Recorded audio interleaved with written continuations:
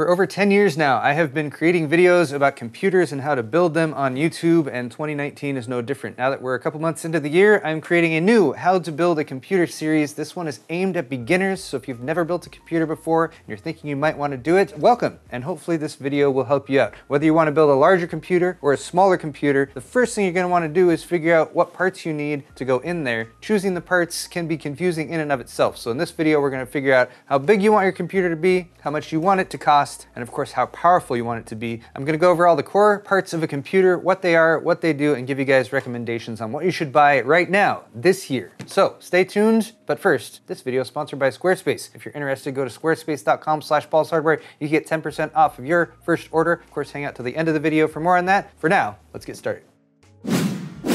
Excellent!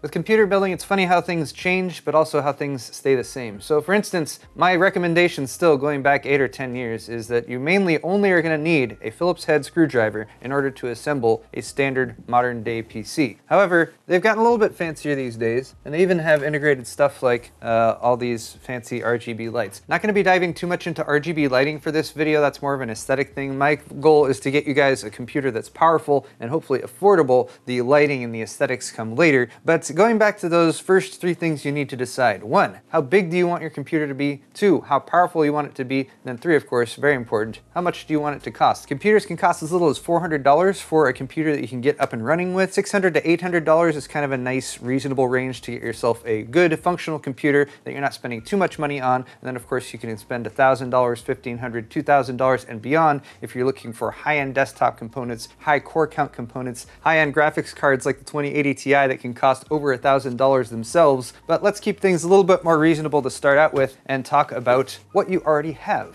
So since you're watching this video, I'm assuming you have an internet connection at home and you probably already have something that you can watch YouTube with. Maybe that is a cell phone or a tablet, but maybe you already have an existing computer, and if you already have an existing computer, you might have some stuff that you can start out with and carry over to your new computer, continue using. The peripherals, or the things apart from the actual computer itself, are the things you can probably carry on using and save yourself some money in the process. So you're going to need a keyboard, you're going to need a mouse, you're going to need a monitor that can connect up to your computer, then you're going to need that internet connection, which is probably handled by a router that's provided by your internet service provider. The only reason I bring this up is because your router might have Ethernet plugs to plug in directly to the computer, or more likely you have Wi-Fi available, so you want to make sure that your computer is set up and has a Wi-Fi connection via an antenna. That can usually be purchased along with the motherboard, but let's not get too far ahead of yourselves. Just make sure that you've got the keyboard, the mouse, the monitor, the internet connection. Beyond that, I'm mostly going to be focusing on the computer itself from here on out. Actually, 2 other quick things before we move on. One is that if you want to be able to hear your computer, you're going to need speakers or headphones of some variety. Oftentimes your monitor has speakers built into it, so if you connect via HDMI to your monitor, you can have sound that way. But you might also consider a headset, something like this, that'll allow you to hear stuff, and then also if it's got a built-in microphone, if you're going to play online games and you want to talk to people, a mic is a very nice thing to have as well. Last thing to check with your old computer, and this is not an old computer by the way, just using it as an example, but is there any old parts that you can reuse? Chances are the core components and the case would be harder to take over to a new system, but you might be able to salvage a power supply if it's got enough wattage, and you might definitely be able to salvage some old storage. You can take old storage, hard drives, wipe them and reuse them as fresh new storage. So if you've got an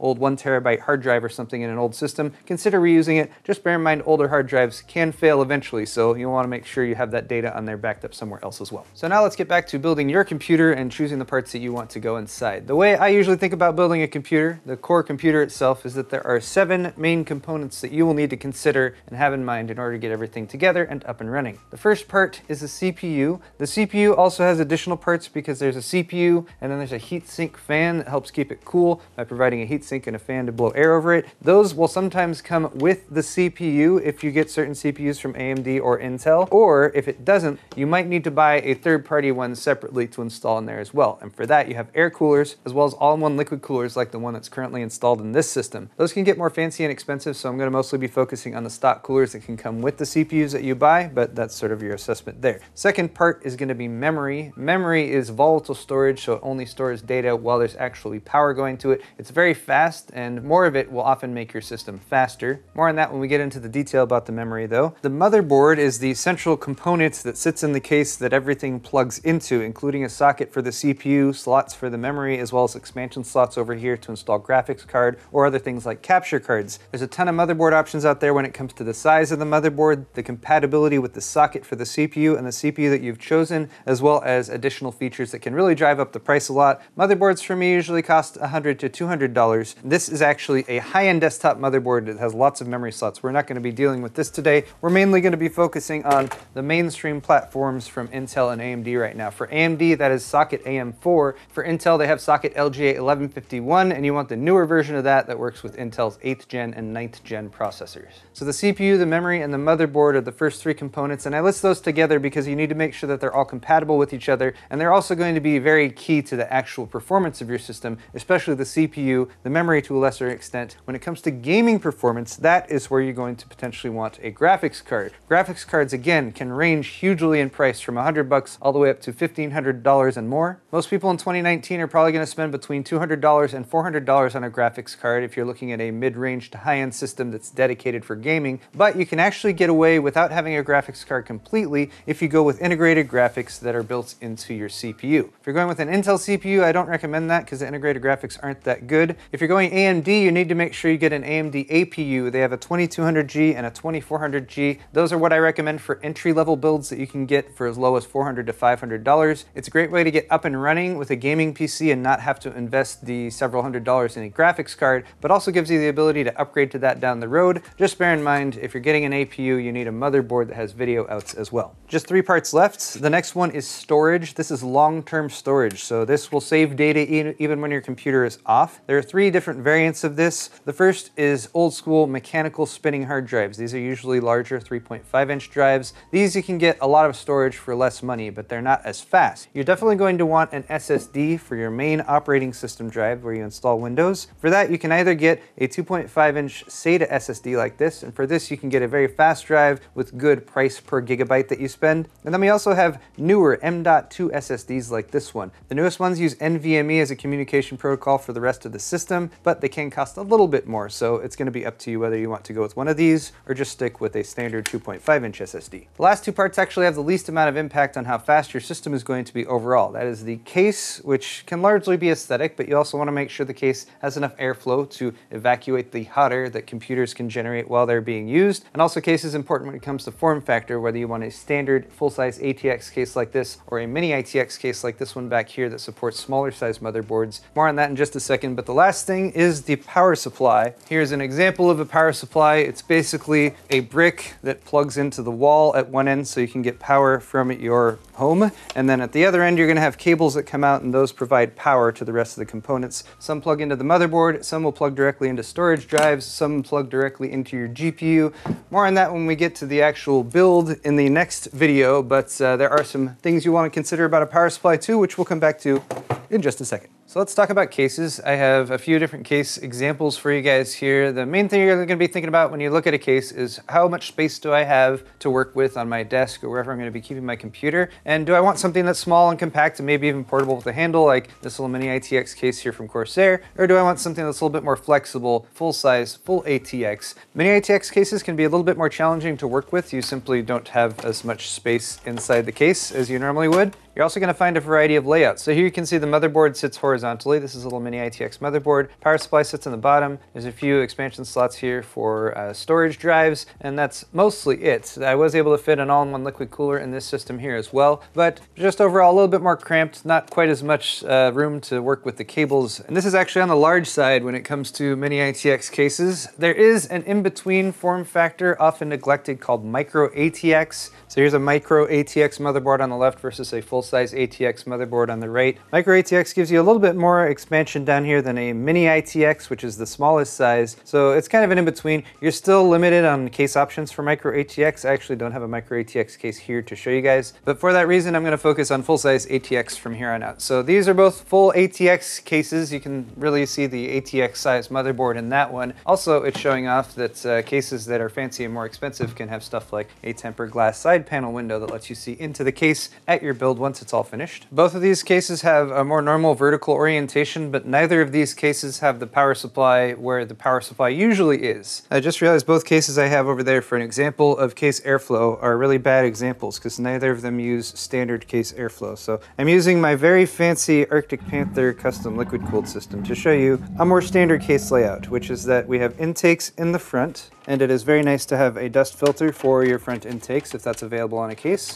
And then after the air flows through the system, it can escape either via an exhaust at the back here or an exhaust across the top. And the top exhaust is a very popular place to put a radiator if you're using liquid cooling or one of the all-in-one liquid coolers that I showed you on that first system. Also in this layout, the power supply is going to be on the bottom left, which lets you look at it. And then a lot of cases will have sort of a basement area down here at the bottom that's separated for the power supply to kind of hide that in the cables. Although that is mostly an aesthetic addition, and depending on how pretty your cables are and your power supply, you may or may not want a case that has that. Of course, these two cases that I chose for this video both do not use that standard layout, mainly because they have blocked off front intakes. This is the SL600M from Cooler Master, by the way, as well as the Lian Li PC011 Dynamic in white from Lian Li. Apart from the airflow and power supply mount, though, these have standard layouts, which is the ATX motherboard, which is back there on a motherboard tray at the back of the case, and that lets you install everything on top of that. The graphics card, which is installed right here. There's a Radeon 7 over in this one. CPU's in a socket at the center of the motherboard, cooled by the air or liquid cooler. Memory is in the slots just to the right of that. Then your storage might install directly to the motherboard if you're looking at one of these little M.2 drives, or you'll have 2.5-inch drive mounting points where you can install SSDs. So if you figured out what size case you want and you've taken a look at the airflow and aesthetic concerns, then you're probably also going to be concerned about price. You can get cases as cheap as 20 bucks or so, but I would recommend about $40 to $60 should be your ballpark range for an entry-level case, and you can get really solid cases in the $40 to $60 range. You can get a Masterbox Q300L for $45 or $50. This is a micro ATX case, but very solid all around. It's been very well reviewed. Cooler Master also has a Masterbox Lite 5, which is a full-size ATX case, but around $65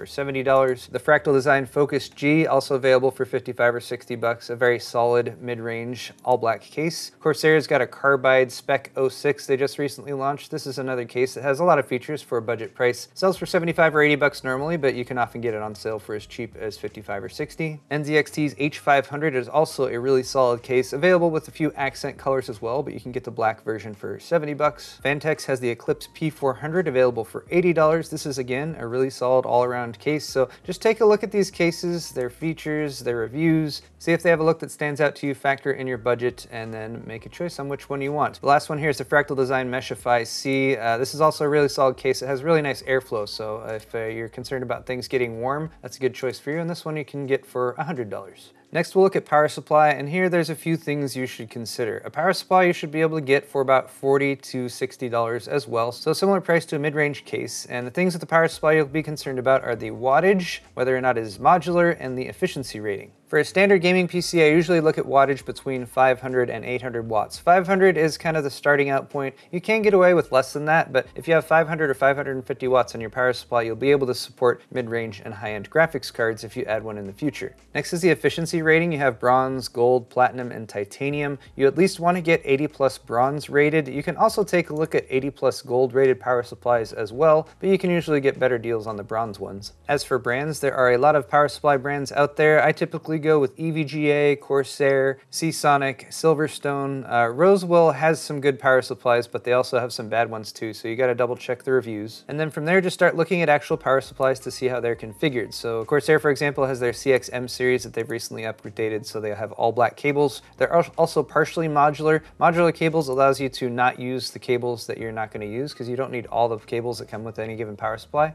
So here's a non-modular power supply on the right, and you can see how having this big grip of cables in your case might be hard to deal with. Then we have a mostly modular power supply over here on the left. This one has a bunch of extra cables plugged in here. If I didn't need these, I could unplug them. And then we have a few fixed cables for stuff like the main motherboard power connector. The only other thing you might want to consider with a power supply is that these cables, again, can look kind of ugly if you have this multicolored nonsense going on there. I actually taped over this one to block it off, but some power supplies will have modular cables and will also have all black flat cables like these so that they just look a little bit cleaner and they don't stand out as much when you've built your system. Moving on to talk about motherboards, and I have CPUs also right here because there's a very close relationship between the CPU you get and the motherboard. You got to make sure that they're compatible, and here's where you get to make that age-old decision, AMD or Intel, because AMD makes CPUs, Intel makes CPUs, and you gotta get a compatible motherboard for an Intel CPU, a compatible motherboard for an AMD CPU. They are not swappable in any way, shape, or form. In fact,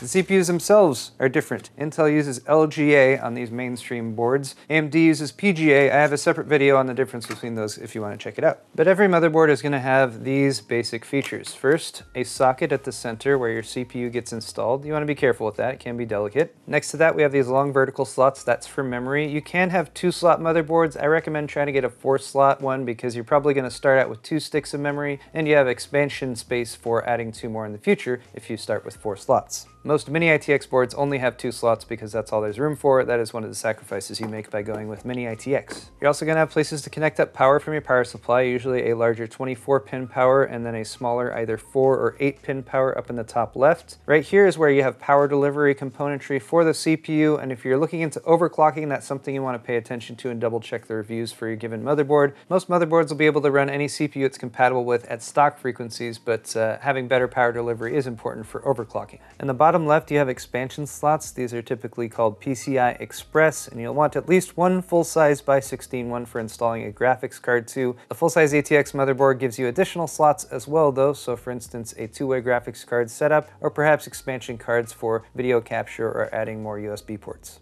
Beyond that, you will have ports to connect up your storage drive via SATA ports over on this side or M.2 slots. This board has one of them right here. There's another one beneath the heatsink down here. And then along the right edge on the bottom, you'll have other connectivity for stuff like USB 3.1 Gen 2, front panel connectors, fan headers for connecting up fans, USB 3, front panel audio, RGB headers. I'm not going to get into too much detail on those, but they are things you'll want to take a look at if you're concerned about connecting, for example, an addressable RGB LED strip. So at this point, you're probably like, all right, Paul, I got a reasonable idea of what's going on with the motherboard itself, what installs where. I know about the form factor, small, medium, or large, mini ITX, micro ATX, standard ATX. And I know I want to get the right socket for the CPU. I'm choosing LGA 1151 for modern 8th and 9th gen Intel CPUs, and socket AM4 for AMD Ryzen 1000 series or 2000 series CPUs or APUs. But what are all these other numbers on the boxes? Z390 here on the Intel boxes. We have B350M and X470 there for MSI. Those are for the chipsets. A chipset is an extra chip that sits on the motherboard that helps the CPU handle additional I/O. So you might have additional PCIe slots or M.2 slots or SATA slots that go through the chipset, and then that communicates back to the CPU so you can connect up drives. Unfortunately, Intel and AMD have been in kind of a branding battle when it comes to their chipsets. They're all really similarly named, and it's very confusing which one is which. So pay more attention to the sockets first of all, then look at the chipset, and just know that right now for Intel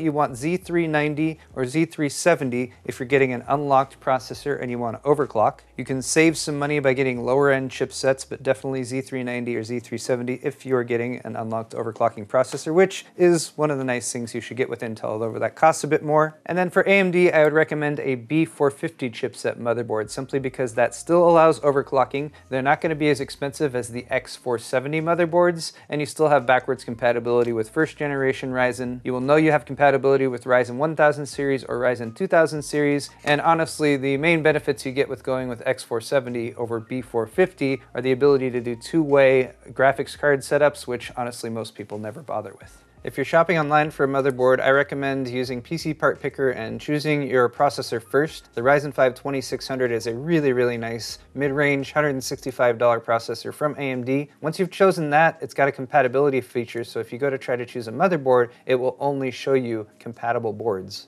From there, you can drill down to stuff like the form factor, so we want ATX, and I recommended the B450 chipset, so we'll choose that as well. And then here we can see compatible B450 motherboards listed between a price of about $94 all the way up to $140. If you want a recommendation from me right now, this MSI B450 Tomahawk is a solid board with some RGB LED features, but also has really good power delivery, so if you're going to overclock there in the future, you'd be set. And you can, of course, do the same thing with Intel. Intel has really fast processors. I gotta give them that, but they tend to be more expensive. So their current flagship on the mainstream side is the i9-9900K, which costs about 500 bucks. That's a lot more than the AMD option, but we can also go to choose a motherboard here, and then again, it would list us compatible boards. But just reality check here, because it's listing this B360 gigabyte motherboard as compatible. The B360 chipset from Intel limits you as far as your connectivity, and it also doesn't allow you to overclock. So that's really a bad choice of motherboard to pair with something like a 9900K.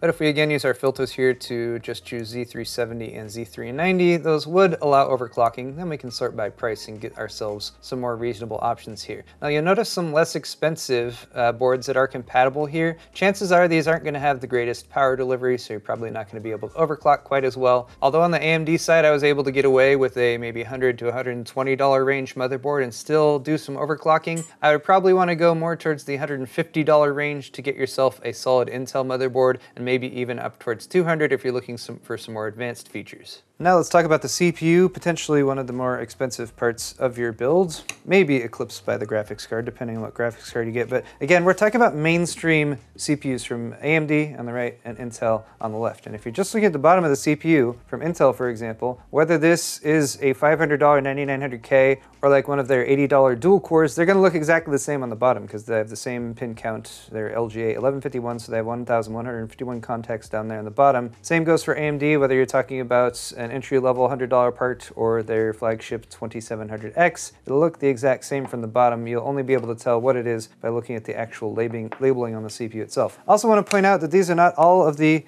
consumer CPUs available. There's also stuff like Ryzen Threadripper from AMD. Then Intel also has their LGA 2066 stuff. These are called prosumer or high-end desktop chips, and I'm only showing them to point out that they exist. Not going to touch on them much in this video because they're much more expensive. So if you're just learning how to build a PC, you should start out with the mainstream platform stuff. So beyond that, how do you choose? You're mainly going to be looking at the core count of a processor, the thread count of the processor, where it takes the number of cores and actually provides twice the number of threads available to the operating system to use for calculating stuff. And then finally, the frequency that the CPU runs at. When you're comparing CPUs of the same generation and architecture, a higher frequency CPU will be faster. I'll talk about pricing and decision making in just a second, but the only other thing you want to concern yourself with is whether or not your CPU comes with a heatsink fan. If you buy an Intel CPU that's not a K SKU on the end, so if you get the 8700, it will come with a stock heatsink fan. These are usually adequate. You can get some benefits by upgrading them, but you can at least get up and running with that. Almost all current AMD AM4 processors do come with a heatsink fan of some variety. They have different sizes of them depending on how expensive the CPU is that you buy, and they're actually pretty decent. The Wraith Stealth and the Wraith Spire. So again, if you're just getting up and running and off the ground and you want to save some money, you can totally just go with the included heatsink fan that comes with your AMD CPU. So back to pricing for a CPU, starting on the AMD side. So I've chosen a B450 motherboard. I'm now going to choose a CPU. So the compatibility filter will only show me compatible CPUs on PCPartPicker. And here we can see that for 165 bucks, we got that Ryzen 5 2600. I think this is the best bang for your buck CPU right now at a reasonable price of 165 bucks because you get 6 cores and 12 threads. It does have simultaneous multi-threading. It comes with a heatsink fan in the box, and it's completely unlocked for overclocking, so you can overclock this if you so desire. Another standout for me from AMD is the Ryzen 3 2200G. Again, this is that APU, but you can get by without a graphics card with this. You can get it for as little as $92, but usually about $95 or $100. This is a quad-core CPU without SMT, so you only get 4 cores and 4 threads, but it's $100 and you don't have to buy a graphics card.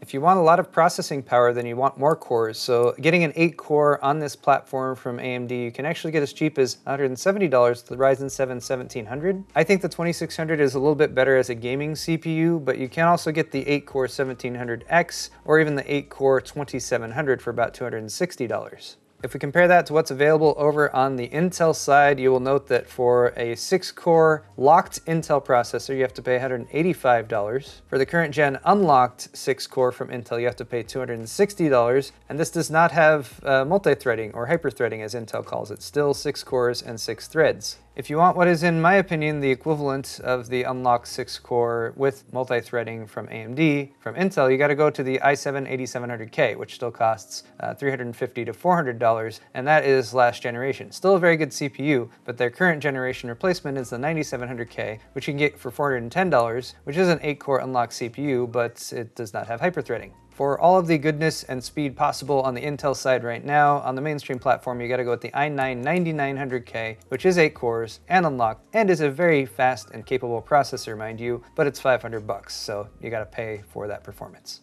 Let's move on to system memory. System memory comes in these sticks, often called DIMMs. Dual Inline Memory Module is what DIMM stands for. And memory is pretty simple. There are no moving parts, so that's easy enough. You know, pretty difficult to damage if you drop them or anything. All you really need to be concerned about with memory is what version you're getting, and anything in the past 2 years is going to use DDR4, not DDR3. This is a DDR4 module on the top and DDR3 on the bottom. You'll note that the notches here are not in the same place, so it's actually pretty much impossible to install a DDR3 module into a DDR4 slot. And then you have two main specs you want to look at. One is the capacity, or how much actual space is in each memory stick. You usually will see a listed amount of memory per stick, so this is originally a 4 gig by 4 setup, so there were 4 gig DIMMs for 16 gigs total. And then you have two ratings for the speed. One is what's usually called memory speed itself. So DDR4, this is DDR4 3200. Higher is better. You'll see 3000 speed, 3200 speed, 3400 up to 4000 speed. The speeds that you can get for reasonable prices right now that are also good speeds are about 3000 or 3200. And finally, you'll have a CL rating that's known as cast latency. That is the latency, or how many clock cycles it takes for the memory to do a specific job. Lower is better when it comes to that number, so cast latency 14 is better than cast latency 16. And when it comes to the CPU you've chosen, you also want to make sure your memory will play nice with that. Ryzen likes higher speed memory, so I usually recommend 3000 or 3200 speed memory for a Ryzen CPU, and you'll have better luck getting your memory to run at that rated speed if you get memory that is listed as compatible with Ryzen, or just double check your motherboard's memory compatibility list. You should be able to find that on your motherboard manufacturer's website. They'll have specific kits that they've tested at specific speeds, and they'll tell you, yes, it will work with your CPU. Intel CPUs tend to be a little bit more flexible when it comes to memory. I still recommend higher speed if you can afford it, but usually you can get away with 2666 or 3000. All that said, if you can find memory that's just a couple bucks more that's on the faster rated speed, I would recommend going for it, but don't spend $20 or $30 to jump from 3200 to 3400, for example. Finally, I recommend buying your memory in a match set just so you can plug it in and make sure that it will play nice together. Dual channel kit is just fine for getting you up and running on the mainstream platform. You can also get quad channel matched kits as well that you may or may not be interested in. Usually those are for the high-end desktop platform. And then what is all the rage right now is RGB lighting on everything, right? So you'll find some memory that has RGB lighting across the top that is purely aesthetic, does not make your memory any faster. So again, don't spend a bunch of money on RGB memory, go for faster memory first. But you know, if the same kit's available with RGB and not, and you prefer RGB and it's the same price, then go for it. You know, it's not gonna hurt your performance either. And when it comes to graphics cards, I could easily do a full video by itself on choosing graphics cards, the difference between AMD and NVIDIA, who are the two main GPU makers, and the pros and cons and price range and everything, but I'm going to try to keep this simple since this is already a fairly long video. With graphics cards, you get what you pay for. If you pay more money, you're going to get more GPU performance. If you want to game at 1920 by 1080, you can get away with a graphics card in the $150 to $300 range. If you want to play at 1440, you probably want to spend $250 to $400, and if you want to go upwards beyond that to 4K or some of the ultra widescreen resolutions, then you probably want to spend $500 plus on your GPU. I'll make a couple notes on compatibility and then go into some recommendations for you. When it comes to physical compatibility, as long as you have a modern GPU, it uses PCI Express. It slots into the top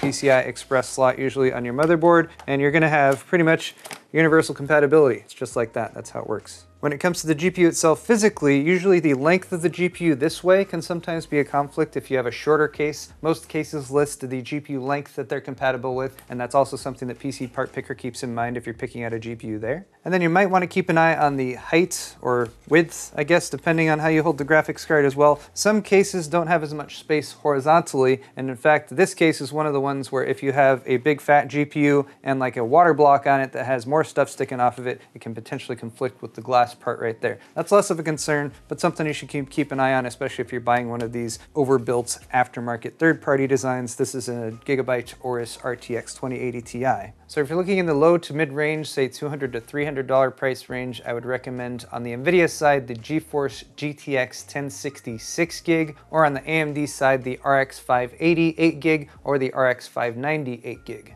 If you can claw your way up to the $350 to $400 range, I was formerly recommending AMD's Radeon Vega 56 or Vega 64 if you could find them in stock and at reasonable prices. However, NVIDIA has just recently launched the RTX 2060 for $350. Between the two, if you can get a really good deal on a Vega 56 or 64, still go for that. But the RTX 2060, whether you're talking about the Founders Edition or any of the third-party versions, that's what I would go for there. If you can spend $500, go for an RTX 2060. If you can spend $700, go for an RTX 2080. If you can spend $1,000 to $1,400, I guess maybe consider the RTX 2080 Ti, but honestly, that is a lot of money to spend, especially if you're just building a system for the first time. It's the best gaming graphics card you can get. It's just more money than a lot of people spend on their entire computer. So, you know, spend the money that you have. Don't go into debt over something like this. And the last component I'm going to talk about is storage. And fortunately, storage is really flexible. Apart from your main operating system drive, that you'll want to pay attention to from the get-go, because when you first set up your system, you're going to want to install probably Windows on it if you're building a gaming PC. Linux is totally fine too for people who like that. I'll be covering that procedure in part 3 of this video, but suffice it to say, what you want to start out with is a single fast SSD, preferably an M.2 NVMe one right now if you can afford it, but if you can't, you can easily save 20 or 30 bucks by just going with a SATA SSD like this one. These little M.2 drives are really nice because you just install them directly to your motherboard. You don't have to worry about running cables over from your SATA ports or powering it via an extra plug coming over from your power supply. And although most people aren't going to take advantage of the speed that you get from a higher-end NVMe M.2 SSD, they can get much, much faster than these SATA drives. The SATA drives typically top out at about 500 to 550 megabytes per second read and write speeds, whereas NVMe drives can go to 2,000 or 3,000 and beyond. So back over on PCPartPicker to look at storage this time, and I'm going to drill down to just look at SSDs. And to see what the best deals are, I'm sorting by price per gigabyte. And just over 10 cents per gig is what you can get an SSD for right now. So that means you can get 480 gig SSDs for about 50 bucks. You can get 1 terabyte SSDs for about $100. You can even get 240 gig drives for maybe about $25 to $30. So if you're really on a budget, that's what I would go with to get yourself started out. For most people, a 500 gig class drive for about 50 bucks would be just fine. And then if we go down here and look just for M.2 2280 drives, we can potentially start looking at some NVMe options. Just keep in mind, not all M.2 drives are NVMe. For instance, this WD Blue drive is a SATA 3 drive, so it's still only going to top out at about 560 megabytes per second sequential reads, 530 megabytes per second sequential writes. This Intel 660p, 2 terabyte actually, is an NVMe drive, so this will get you sequential reads and writes closer to 1800 megabytes per second, and this is NVMe.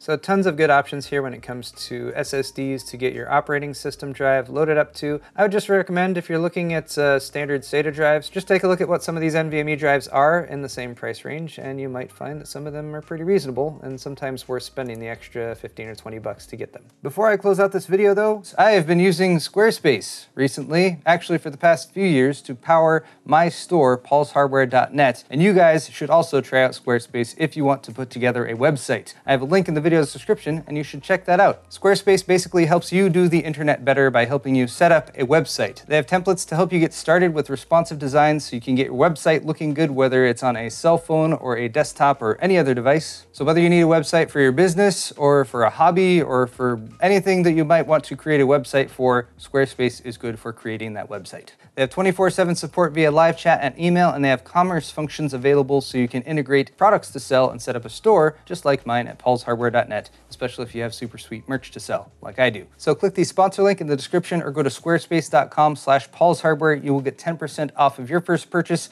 and a big thank you to Squarespace for sponsoring my YouTube channel. So that is part 1 of my 3-part series on how to build a computer in 2019. I hope you guys have enjoyed it and maybe learned a little bit more about how a computer gets put together these days. And of course, remember those 3 key things. Decide how big your computer wants to be, decide how powerful you want your computer to be, and then those should probably determine how much you can spend on your computer. Of course, you can also do it the other way. Figure out how much money you have first and then drill down to figure out how much you can spend on the computer itself. But if you would like some more guidance with putting your own PC together, definitely check out my monthly build series. At the beginning of every month, I do a couple PC builds part lists based on price points or specific use cases, and there you will find full lists of my recommendations on how to build a PC for 600 bucks or 1,000 bucks or just however much you happen to have on you right at the moment. Thank you guys so much for watching this video though. Definitely hit the thumbs up button if you enjoyed it. Links are in the description to a lot of the stuff I talked about today as well. well as to PCPartPicker, who has a great site for helping choose your own PC parts. And let me know what you think of this video in the comment section down below. If you have any suggestions, I'd love to hear them. Thanks again for watching, guys.